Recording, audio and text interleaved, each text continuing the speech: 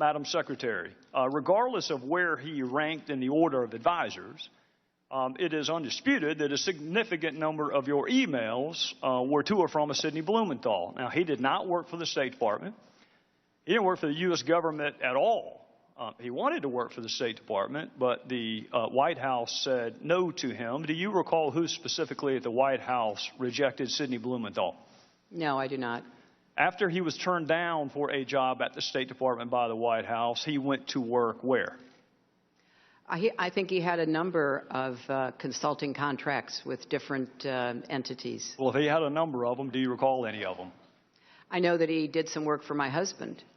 Well, he worked for the Clinton Foundation. That's correct. Okay. He worked for Media Matters.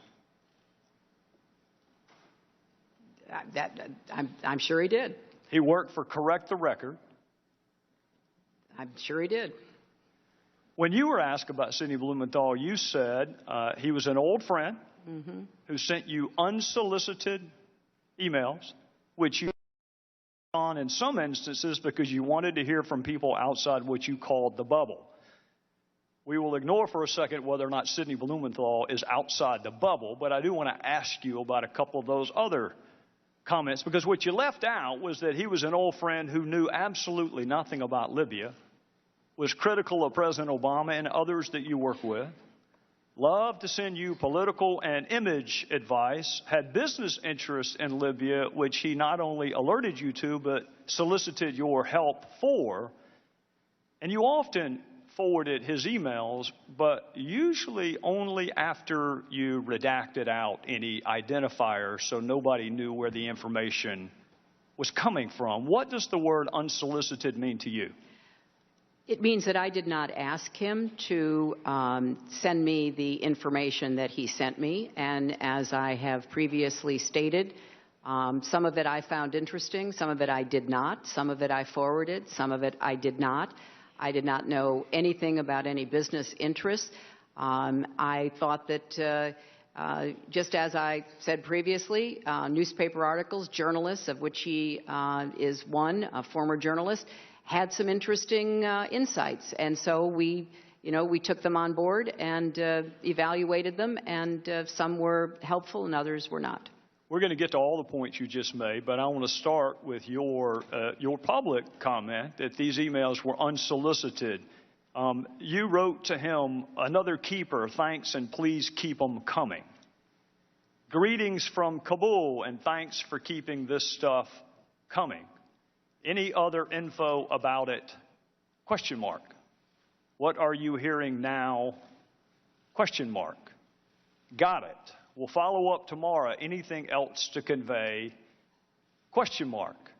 Now, it's interesting because that was the very email where Mr. Blumenthal was asking you to intervene on behalf of a business deal that he was pursuing in Libya. What did you mean by what are you hearing now? I have no idea, Congressman. They started out unsolicited, and as I said, some were of interest. I passed them on, and some were not. And so he continued to provide me information that was made available to him. I don't want to parse words, and I don't want to be hyper-technical, because it's not a huge point, but it is an important point. You didn't say they started off unsolicited.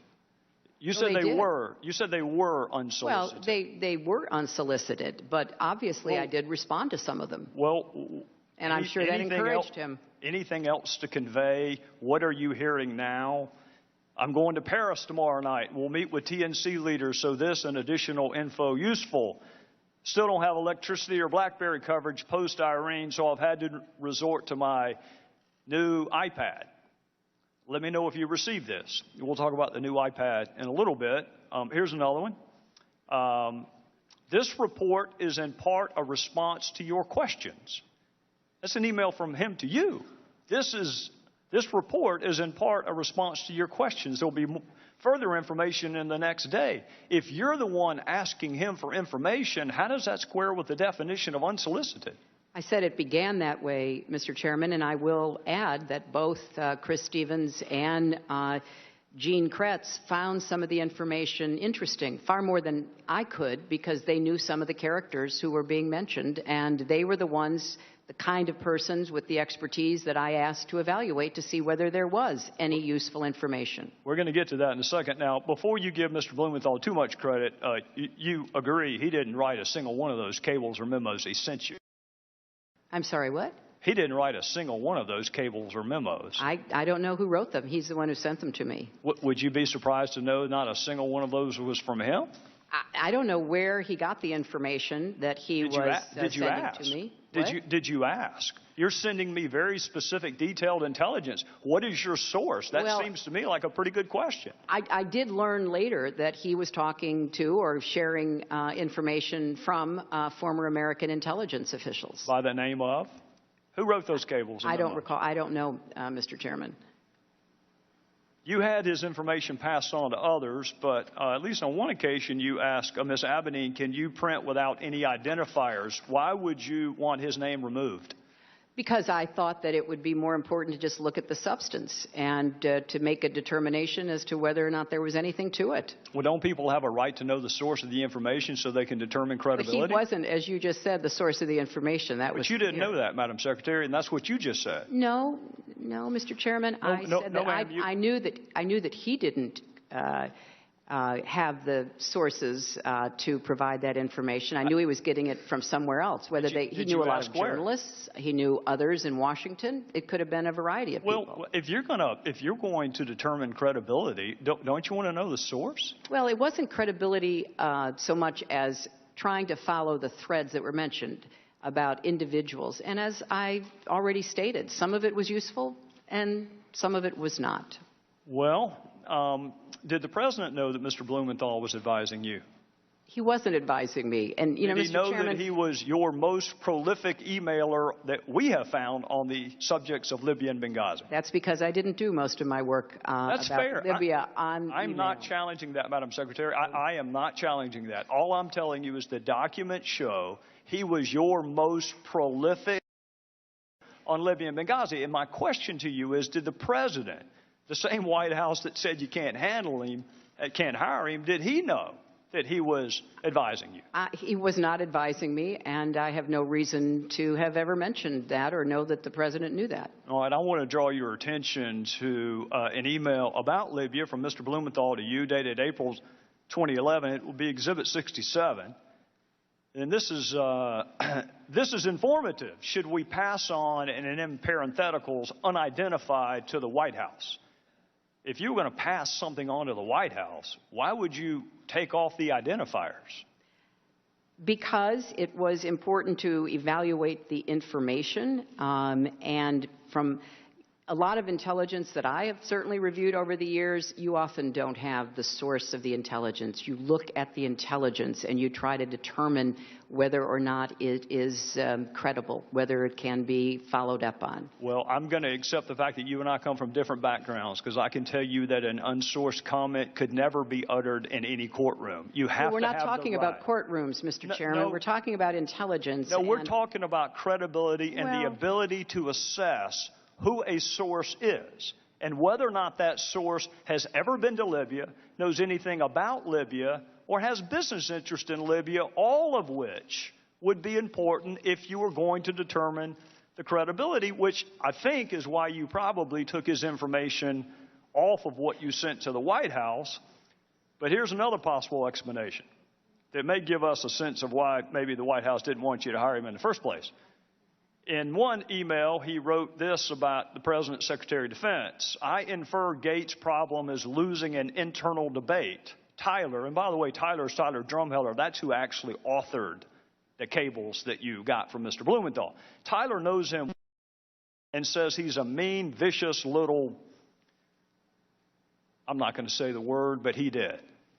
This is an email from Blumenthal to you about the President's Secretary of Defense. And here's another Blumenthal email to you about President's National Security Advisor. Frankly, Tom Donilon's babbling rhetoric about narratives on a phone briefing of reporters on March the 10th has inspired derision among serious foreign policy analysts, both here and abroad. And here's another one from what you say is your old friend Sidney Blumenthal. This is a quote from him. I would say Obama, and by the way, he left the president part out. I would say Obama appears to be intent on seizing defeat from the jaws of victory. He and his political cronies in the White House in Chicago are, to say the least, unenthusiastic about regime change in Libya. Obama's lukewarm and self-contradicting statements have produced what is, at least for the moment, operational paralysis. I think that may give us a better understanding of why the White House may have told you you cannot hire him. Blumenthal could not get hired by our government, didn't pass any background check at all, had no role with our government, had never been to Libya, had no expertise in Libya, was critical of the president and others that you worked with, shared polling data with you on the intervention in Libya, gave you political advice on how to take credit for Libya, all the while working for the Clinton Foundation and some pseudo-news entities. And, Madam Secretary, he had unfettered access to you. And he used that access, at least on one occasion, to ask you to intervene on behalf of a business venture. Do you recall that? You know, Mr. Chairman, if you don't have unkind things privately, I congratulate you. But from my perspective, I'd like to think I'd correct them. I don't know what this line of questioning does to help us get to the bottom of the deaths of 4 Americans. I'll be happy to help you understand that, Madam Secretary. But I want to reiterate what I said to Congresswoman Sanchez. These were originally unsolicited. You've just said that perhaps the main, if not the exclusive author, was a former intelligence agent for our country who rose to the highest levels of the CIA and who was given credit for being one of the very few who pointed out that the intelligence used by the Bush administration to go to war in Iraq was wrong.